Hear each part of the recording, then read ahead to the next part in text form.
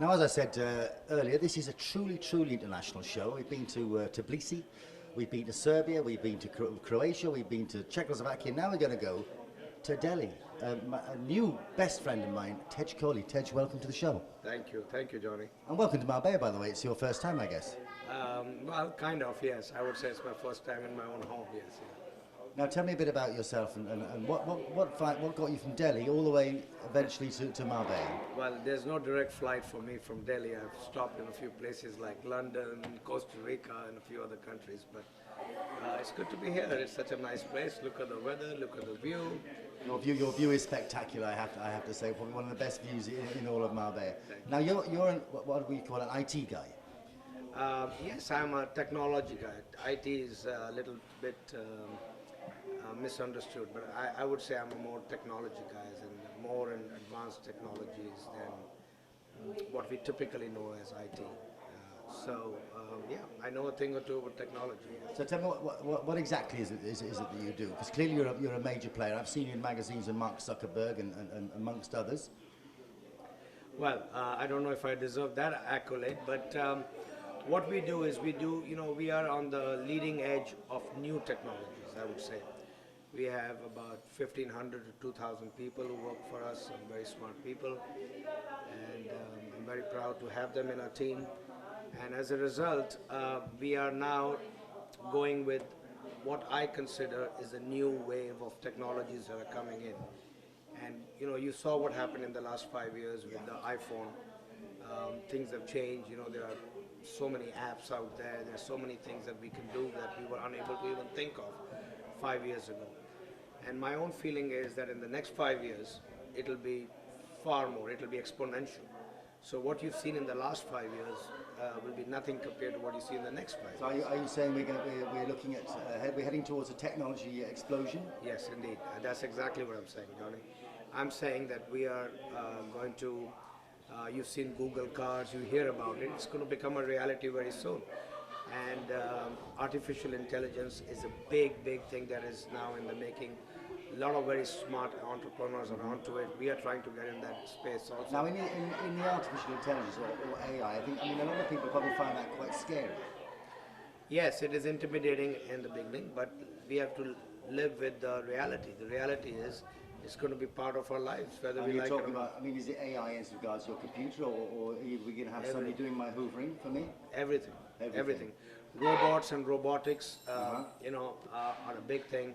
These are technologies that have been developed mainly in the West, far West, that's the US, and some companies in Europe. Would you be working with bionics in that respect as well? Yes, indeed. Bionics is one of them. And there are many different things that we are doing. We want to, I think if I told you this, you would be shocked, and so would your audience. In the next 5 to 7 years, your doctor may be a robot. Okay. And now when I say this to people, they're shocked, but that's indeed the direction we are going in. And that's what I say about exponential growth. And many people are not aware of all these growth patterns that we are seeing in this part of the world, and in technology especially. So to the extent that we can help your audience to understand it, and they do some research, anybody can find it. Is it true that we are technologically more advanced than we actually see on the street, and you boys kind of sneak this stuff out slowly, so we're not all completely shocked?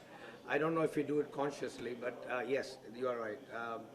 I sense us, some ignorance is a big word. It's a nasty word. It's but bliss sometimes. It's bliss, yeah. People are happy, and especially in this part of the world, we are satisfied. We are more than we should be, I think.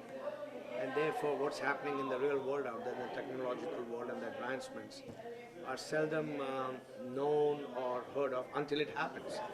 And then sometimes it's too late for some of the entrepreneurs. Do you think some of the technology is too much for people to handle at the moment? Bill Gates, who I admire greatly, recently said in an interview. That's Cousin Bill, by the way.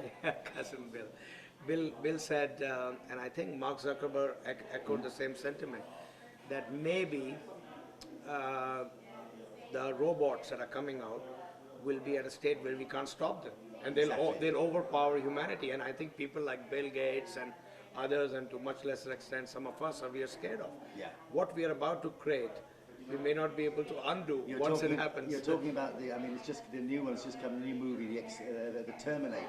It's that kind of technology. It's amazing what these science fiction movies do. They're coming to reality. They're coming to reality, and they can see whoever writes his scripts. I'm a big fan of theirs because they say things happening which ultimately end up happening. Yeah, absolutely. So they are true visionaries. I have to give them a lot of credit for that. Talking of visionaries, tell me about your foundation, the Tej Kohli Foundation. So our foundation is, it does many things. It helps poor children. We have been at it for 8 years. We take children from Costa Rica and other poor countries where I have some ties with, and we try to provide the children with better food, better medicines, and sometimes scholarships, and we even take care of some orphanages. But that's how it started, and now we have the last 5 or 6 years, actually 7 years, we have taken on this cornea transplants, which is a way to end some form of blindness that exists. And this is the big blindness in India. Yes, unfortunately, but these figures are all over the map. But I would say 12 to 13 million people are blind in India. Wow. Again, these figures are not a science. You see different figures, but I would say around 43 million people are blind in the world. And this is something that could be easily rectified. It is not easily. Much of it is easy, like cataracts is on one extent, and then of course the cornea transplants are the other extent, which is what we do a lot of.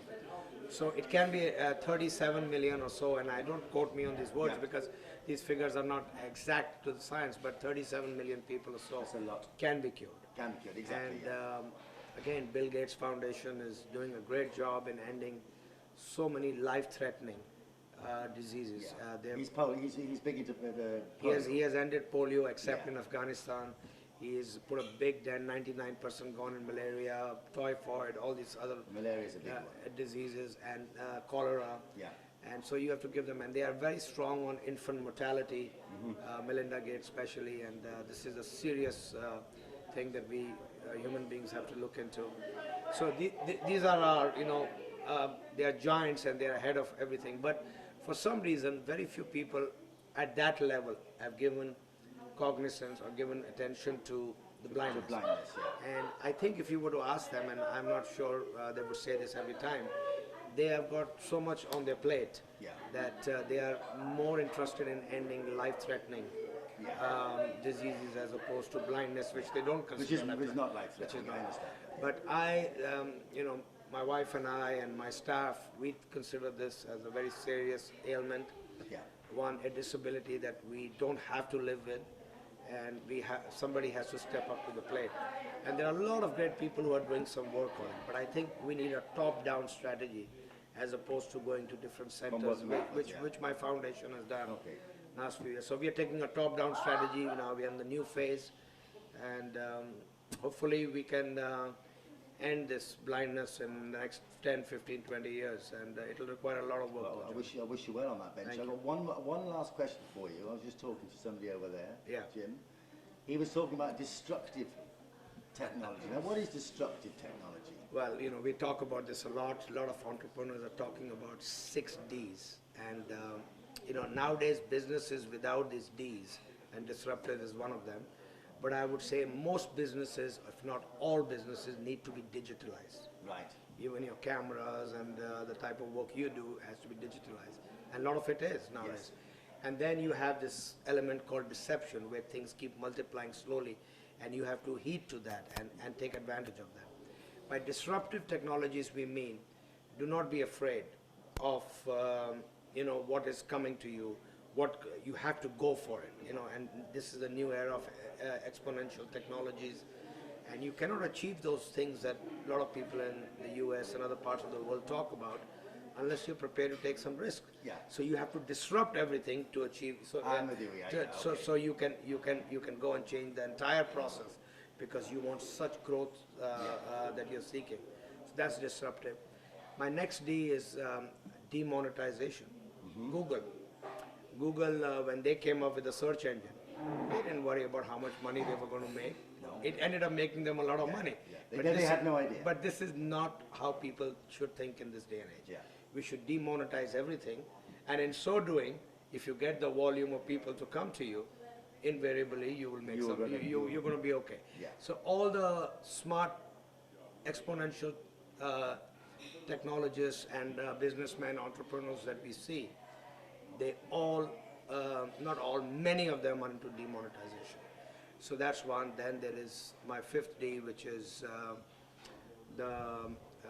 this is called dematerialization. So you have an iPhone, Yeah. which has all these apps, and these apps, if you were to pay for them individually, you would have to pay millions. Yes. But you can buy all of them with 500 euros or pound phone.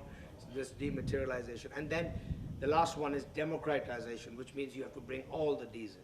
Now these are not my concepts, but something that I have been thinking about. There are other people who have come up with these Ds. Yeah. But I think this makes a lot of sense, and we are trying to apply that into our businesses. Okay, that's very, very interesting. I've got one other D, and that's dinner. Dinner. Okay. That would be my final D. Tej, it's been an absolute pleasure. My pleasure. I've no doubt, because you're going to come back next, at the end of the summer. I love Marbella. I love this place. See? What is there not to love? I mean, And well, yeah. I'll get the camera to pan around and see this stunning, stunning view. Absolutely. Tej, it's been a pleasure. And we'll see you in October. Thank you very, very much for the Look interview. forward. Thank you very much.